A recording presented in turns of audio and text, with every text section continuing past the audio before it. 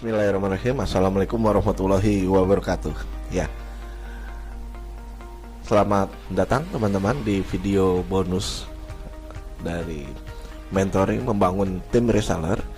Nah, di video bonus kali ini saya membahas tentang bagaimana sih caranya seorang reseller itu bisa berhasil atau sukses. Ya, di materi-materi kali ini ini materi yang sangat dibutuhkan para reseller. Kenapa?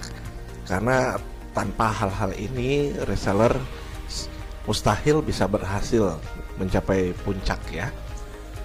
Ya, reseller mungkin hanya sebuah profesi yang banyak orang lihat sebagai batu loncatan. Ya, banyak juga yang menganggapnya sebelah mata bahwa reseller bukan sesuatu yang luar biasa. Padahal faktanya tidak begitu, ya. Banyak sekali reseller-reseller itu yang punya penghasilan fantastis jumlahnya. Bukan saja jutaan, tapi puluhan juta, ratusan juta, bahkan miliaran.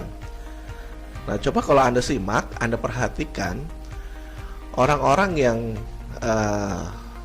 menjual contoh handphone merek Apple katakan.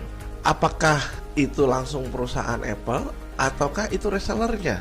Coba perhatikan, Anda membeli handphone tersebut biasanya di outlet atau gerai atau di counter yang terdekat dari kota Anda, dan bisa dipastikan itu bukan bagian dari perusahaan yang buka cabang di situ, tetapi kebanyakan adalah mereka reseller, mereka yang membeli produknya dari Apple kemudian menjualnya kembali di kota masing-masing. Dan coba Anda perhatikan, banyak tidak seorang penjual handphone seperti itu yang berhasil punya income bahkan ratusan juta miliaran. Cukup banyak ya. Nah, begitu juga dengan penjual-penjual lainnya. Kalau Anda perhatikan seperti supermarket itu atau minimarket, Indomart, Alfamart, apakah mereka menjual produk mereka sendiri? Kebanyakan produk-produk yang tidak mereka produksi sendiri yang mereka jual. Itu kan namanya reseller.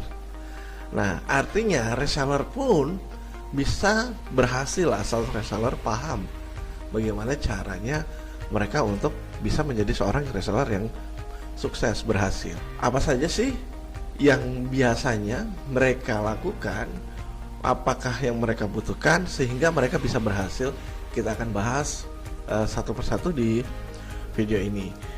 Ya, di video pertama ini saya membahas yang pertama adalah hal terpenting yang dimiliki seseorang yang sukses, yang berhasil dalam bisnis menjadi seorang reseller.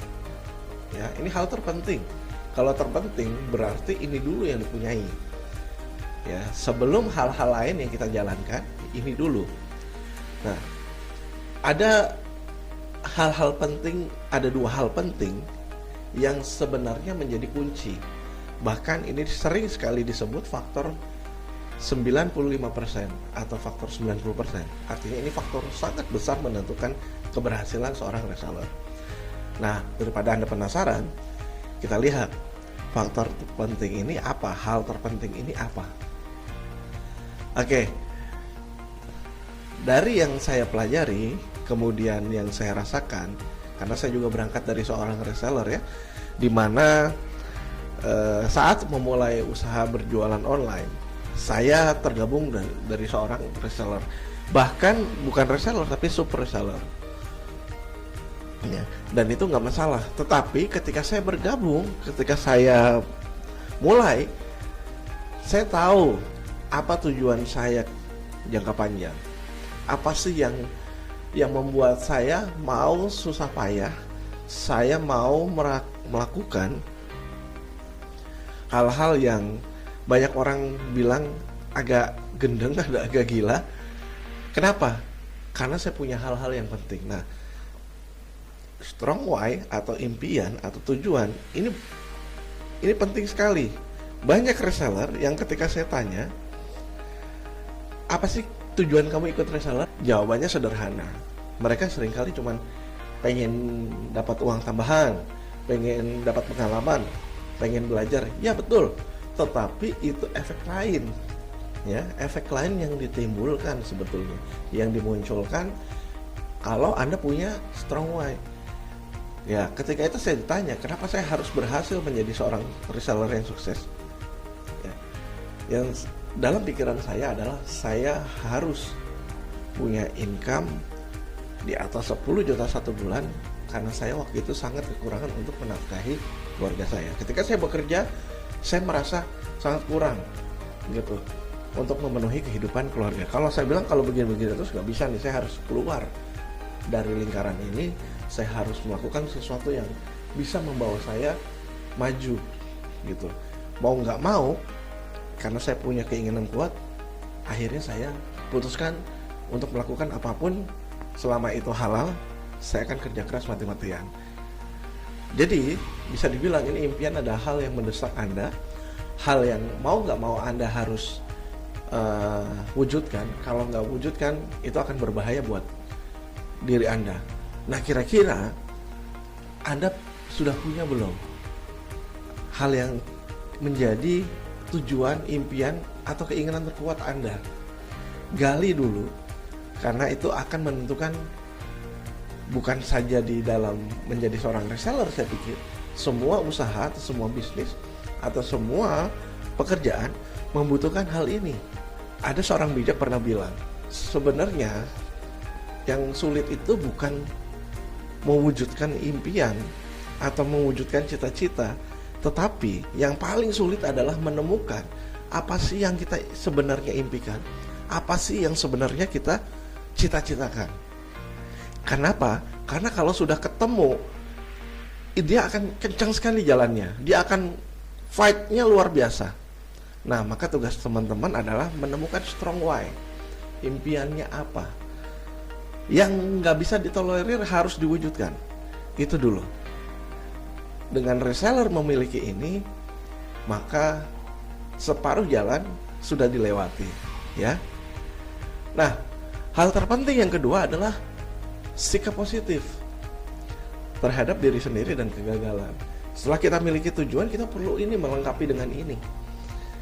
Jadi begini, banyak orang yang merasa dirinya rendah. Gimana ya? Maksudnya bukan orang lain merendahkan, tapi dia merasa dirinya sendiri rendah. Kalau tanya, kamu usahanya apa? Aduh, saya mah cuma seorang reseller. Cuma, ada kata-kata cuma. Padahal cuma itu, reseller itu nggak banget gitu katakan. Padahal, saya sudah bilang tadi, reseller itu sebuah profesi yang mulia, sebuah profesi yang bisa menghasilkan kesuksesan besar.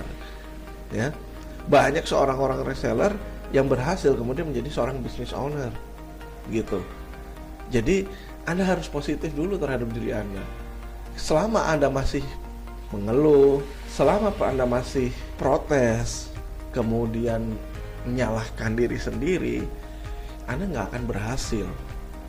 Ya, kenapa? Karena kalau Anda misalkan lihat contoh orang yang berhasil, ada pengusaha A, atau kalau di bisnis online itu ada beberapa sosok yang bisa jadi panutan.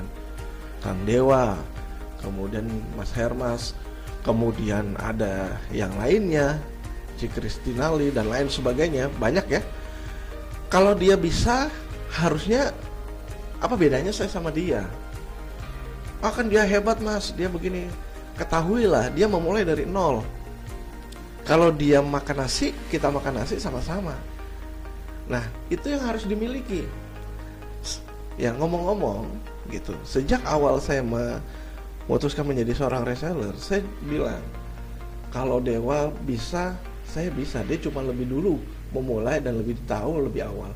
Kalau saya tahu kemudian dan saya melakukan apa yang sama dengan dia, suatu saat saya akan berdiri di tempat yang sama dengan dia.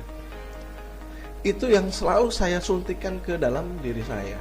Nah, saya cerita begini kenapa? Biar Anda bisa melakukan hal yang sama, gitu. Anda suntikan sikap positif terhadap diri Anda sendiri. Jangan bilang, wah karena rambut saya keriting, wah saya rambut wong deso, wah saya ininya begini, wah saya kayaknya kurus, kayaknya nggak bakat sukses. No, singkirkan itu. Selama masih Anda merasa begitu, Anda nggak akan berhasil. Apalagi Anda bilang, wah saya gaptek. No, singkirkan. Gaptek itu bukan sebuah celah, bukan. Gaptek itu cuma karena Anda belum belajar. Kalau Anda merasa gaptek, singkirkan itu dan Anda kerja keras untuk belajar. Begitu ya? Sepakat? Oke, yang kedua, sikap positif terhadap kegagalan. Ya. Banyak orang yang merasa gagal melakukan sesuatu terus menganggap bahwasanya dia nggak bakat, dia nggak jodohnya di sini. Nggak begitu. Ya, Anda perlu ketahui, seorang pembalap terkenal, Valentino Rossi, ya, legenda balap. Ketika balapan pertamanya, dia itu jatuh. Begitu start, nggak lama jatuh. Memalukan nggak? Malu banget. Seorang legenda basket, Michael Jordan, ketika dia masih level SMP, dia selalu ditolak untuk masuk tim basket. Kenapa? Badannya kecil. Seorang Lionel Messi, pesohor sepak bola, ketika masih kecil, sekitar SD 10 tahun, 12 tahun, itu dimana-mana nggak terima. Kenapa? Karena dia bermasalah dengan hormon pertumbuhan. Anda bayangin ya. Nah, mereka kalau saat itu mereka menghentikan impiannya dan nggak menyikapi positif terhadap kegagalan atau vonis yang dihadapi dari dirinya, dia nggak akan menjadi seorang legenda, nggak akan jadi seorang penting, seorang yang luar biasa. Ya, begitu juga dengan diri Anda. Kalau Anda menghadapi vonis, oh saya nggak bisa, ini kok saya susah banget ya jualan di Facebook, kok saya susah banget ya jualan di Instagram, kok saya susah banget jualan barang, saya nggak bakat dagang. Coba bayangin, kalau saat itu Valentino Rossi begitu balap jatuh, dia bilang saya nggak bakat balap. Nggak ada pernah akan muncul seorang legenda dengan 9 kali menang di motor kelas MotoGP itu yang bernama Valentino Rossi. Kalau Michael Jordan, dia menganggap kegagalannya masuk tim basket dan memvonis dirinya saya nggak bakat main basket, maka tidak ada basket hebat yang bernama Michael Jordan. Ya, Anda sikapi betul ini. Ini akan membuat diri Anda selain punya tujuan, Anda lengkapi dengan sikap positif, maka ini akan menyempurnakan Anda. Ya, sikap positif terhadap diri sendiri artinya Anda percaya dengan Tuhan. Anda percaya dengan Allah Subhanahu wa taala bahwa Allah menciptakan Anda sempurna. Kalau Allah saja menyatakan bahwa Anda sempurna, jangan Anda bantah dengan saya nggak sempurna, saya banyak kelemahan, saya begini. Memang manusia ada kelemahannya, tapi sekali lagi Allah bilang kamu bisa merubahnya dengan cara kerja keras kamu sendiri, asal kamu mau merubahnya. Gitu. Oke, di video pertama ini saran saya, tugas ke Anda, coba temukan impian Anda dan afirmasi kepada diri Anda bahwa Anda bisa mencapai impian Anda. Gitu ya. Oke. Kita lanjut di video berikutnya. Semoga di video pertama ini memberi manfaat sama Anda. Selamat belajar. Assalamualaikum warahmatullahi wabarakatuh.